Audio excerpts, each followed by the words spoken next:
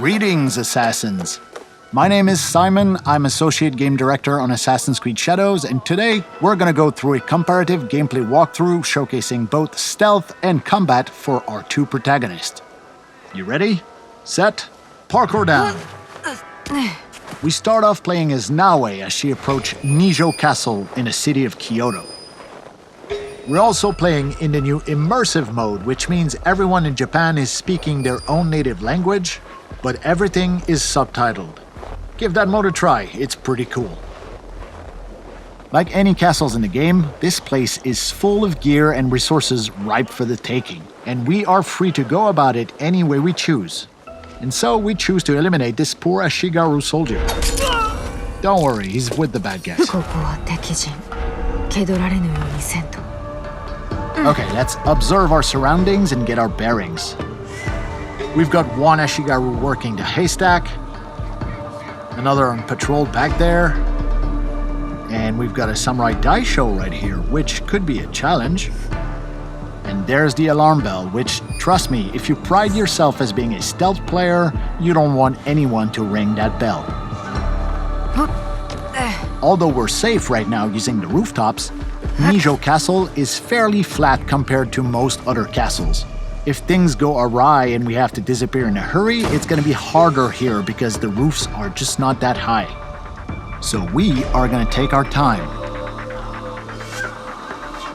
Yeah, the Samurai Daisho is by far the most dangerous enemy in this area. And since we have a Tanto equipped, this is a perfect setup for a double air assassination. Well, almost. Like I said, this Daisho is pretty strong, but no matter. A quick change of headgear with a particular perk that gives us one additional chunk of assassination damage on all air assassinations should do the trick. Oh yeah. Okay, that's a good start. Let's crouch in the shadows for now and see what happens. Vanishing in the shadows only works whether you're crouched or prone, so keep that in mind. Okay, as long as this guy stays far away, he's not much of a threat, so kunai to the face it is. And while this other guy is busy reloading his Teppo rifle, we go up, and he goes down. Beautiful. Okay, moving on to the next section. Using Observe Mechanic once again, we can see that there is quite a lot more enemies here. A few Ashigaru, a sniper, a couple servants, but I think we have a pretty obvious next move right here. Next customer, please. There's a lot of open space right in front of us, and it will be hard to close that distance without being seen. Perfect opportunity to call upon our ally Genojo and some of his exploding tricks. Okay, time to go to work. Tanto and Hidden Blade combo, baby. Oh, looks like we spooked a servant here. Now, these guys won't really fight back, but if they spot you, they will try and find some reinforcement and bring them back to the area they saw you in. But since we have no intention of staying here, this guy is not an immediate threat. So let's just use Eagle Vision and scout the house ahead. Orange are servant and red means military archetypes.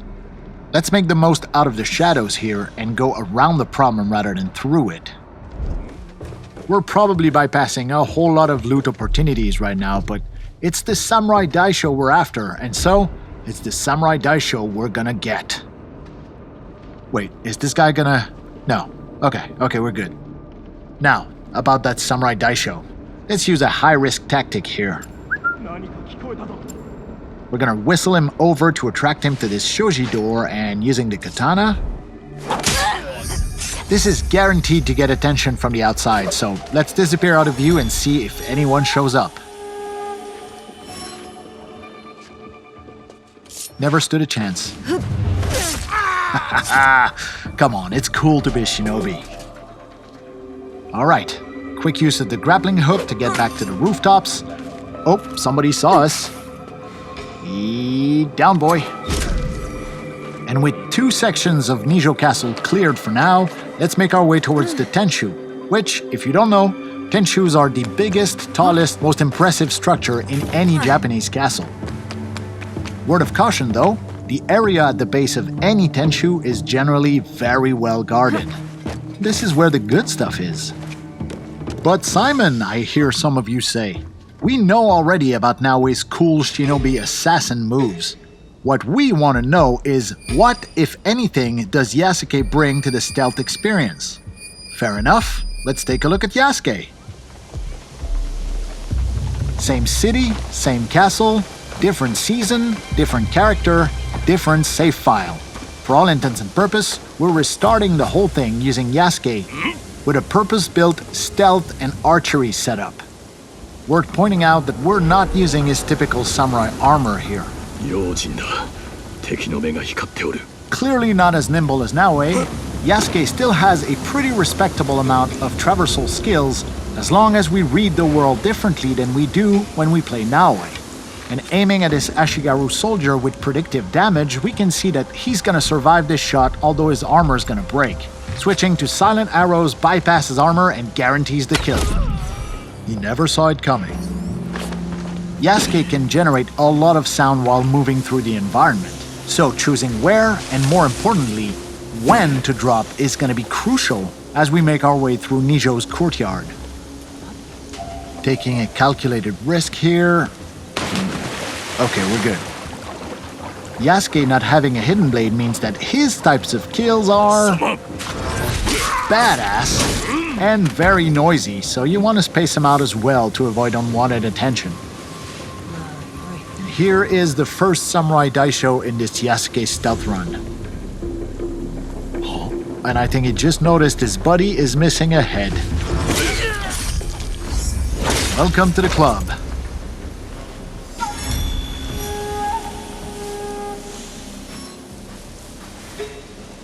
Oh. Silent arrows all day, baby. Oh, and here's a little pro tip.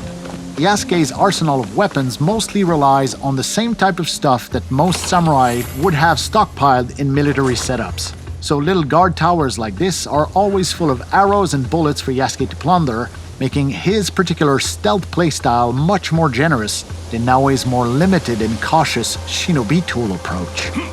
Now Yasuke does have the ability to climb, although his vertical leaps are more limited than Naoe. Similarly, we can reach most high point like this and use the observe mechanic to tag people, get our bearings, and find where our next objectives are. Yes, he's a lot bigger and a little slower than Naoe, but once you get a hang of his controls, Yasuke is a lot of fun. Ooh, let's use pro navigation here and avoid being seen. This allows us to stay hidden while on the move, just like Naoe does.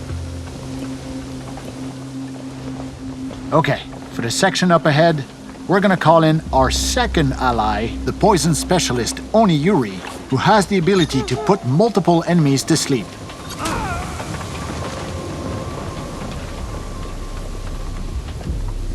Yeah, no poison for you. Courtyard clear. Time to move into the house. Little fun fact about Oniyuri's poison clouds, they will affect any other enemy who investigate those bodies and will also make them fall asleep. And since Yasuke does not have eagle vision, whistling in a door frame is a sure way to get the attention of whoever might be lurking behind a door and get the drop on them. Hi.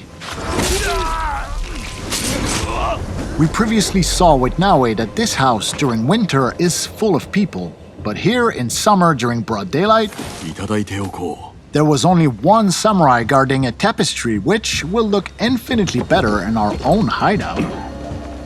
Your move, buddy. Yeah, that's a good move.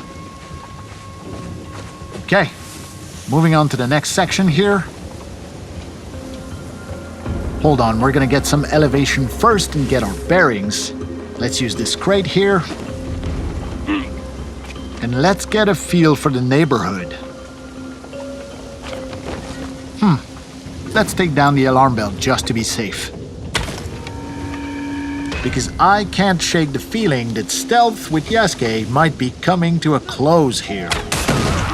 Okay, we have their attention now. Now, we're not wearing the most efficient armor for an open fight, so we're gonna switch the Yumibo for the Kanabo. That gives us a much better insurance policy in an open fight like this.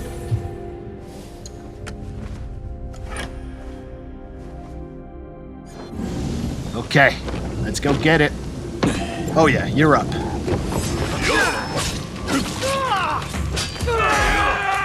That's one down. Here. That's two. Whoa. Yeah, you should have made that shot. That is three down. And I think it's Kanabo time, baby. This thing hits hard, but it is slow, so we have to be precise here. Give me some space, will ya? The next few hits are gonna be critical here. Oh. Backbreaker ability. Nicely done here. Now, each area in this castle is its own little gameplay pocket. So as long as no one rings the alarm bell, it means that other nearby pockets will not interfere, even when we opt for open combat like this. Time to switch back over to Naoe and see what a more aggressive open combat playstyle looks like with her. First thing first, we gotta switch up our loadout and use perks that are more conducive to that playstyle, such as this headband that allows us to vault over an enemy when we sprint at them in open combat. Let's switch up our outfit as well while we're at it. Yeah, we don't have a good perk reason to equip this right now, but I kinda like this one, so life's about taking risks, man. And we're also going to swap the Tanto Hidden Blade combo in favor of the more versatile Kusarigama. Oh yeah, this one has 60% increased damage over distance. Okay, let's put that to good use. And I think I see our first victim here. Whoa, whoa, whoa, whoa, whoa. Okay, that must be a servant. Gotcha.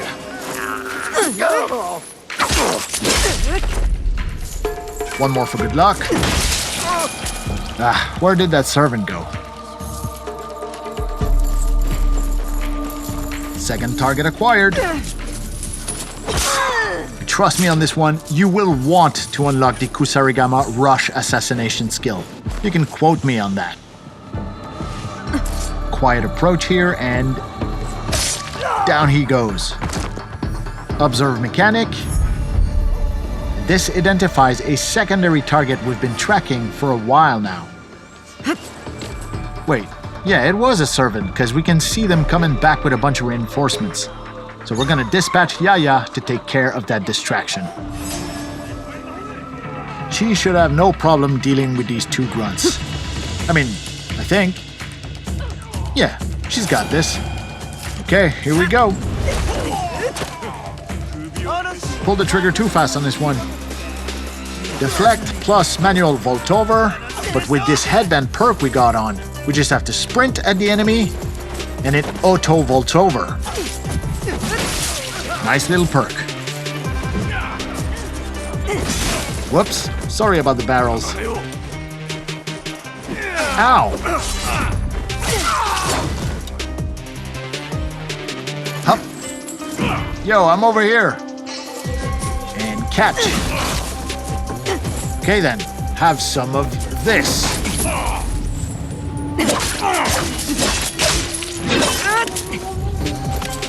Hey, Yaya comes in with the assist.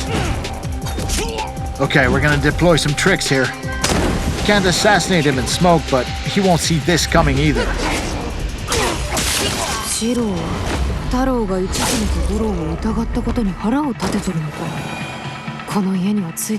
Yeah, you tell me. Don't worry, it'll all make sense once you get your hands on the game. For now, let's take a look at the very top of this Tenchu where this white dot represents the unique Samurai Daisho chest from this castle. Using the grappling hook, it's pretty easy to hook up on those large overhangs and make climbing the exterior of a Tenchu pretty much a breeze for Naoe. That being said, we're bypassing quite a few loot opportunities right now. There is more than 30 unique castles in the game, and each of them comes with their own Daisho chest, which only unlocks once you deal with all the Samurai Daishos stationed within that castle.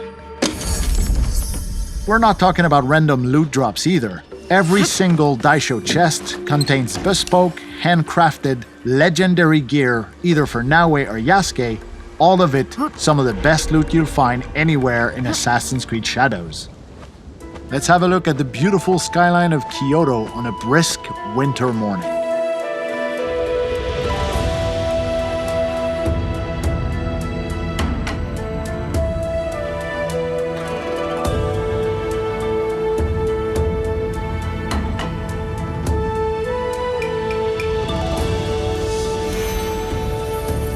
Using the observe mechanic on top of a synchronization point like this will reveal nearby points of interest. Up to us to place markers as we see fit to further our exploration of Japan.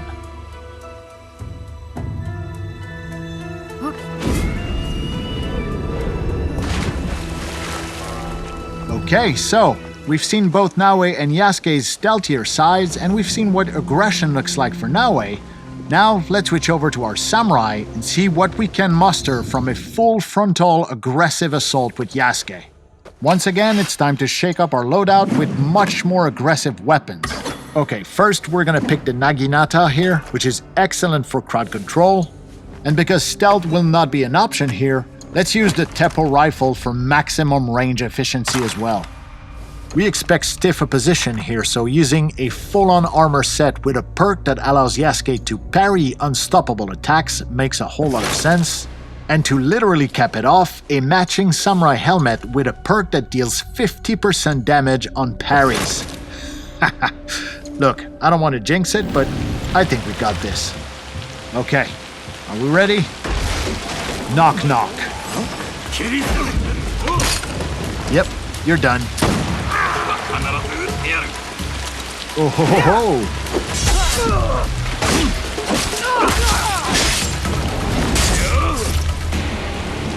Alright, who's next? Okay, I think we're just gonna beeline straight to our target here.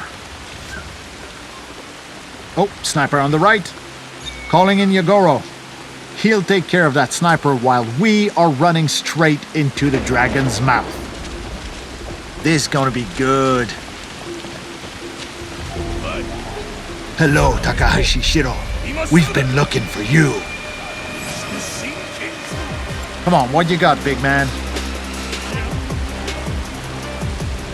Right, we can parry these. There you go. No, you don't.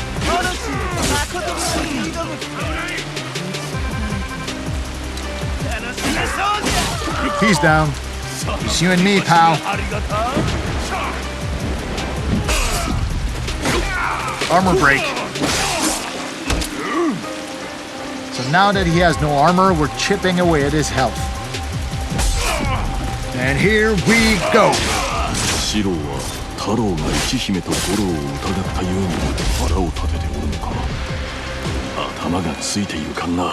Yeah, I know. People will just have to untangle that mess for themselves. Okay, not bad. Here's to a job well done. 2 daishos dead and 1 secondary target off the board. Now, we've seen Naoe climb the exterior of a Tenshu with ease and agility, but when it comes to Yasuke, sometimes it can be easier to just take the stairs and climb all the way up. You'll find plenty of loot, the occasional straggler, and most awesome of all, you'll be able to enjoy our fantastic sound design. Just listen to that rain.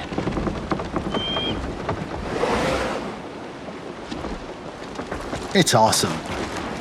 Okay, up the ladder and onto the last floor here. There's the same Samurai Daisho chest we previously talked about. That delicious handcrafted legendary gear. And before we leave, please allow me to indulge myself and take one last look at the beautiful city of Kyoto and its mountainous surrounding landscape during the bountiful summer months.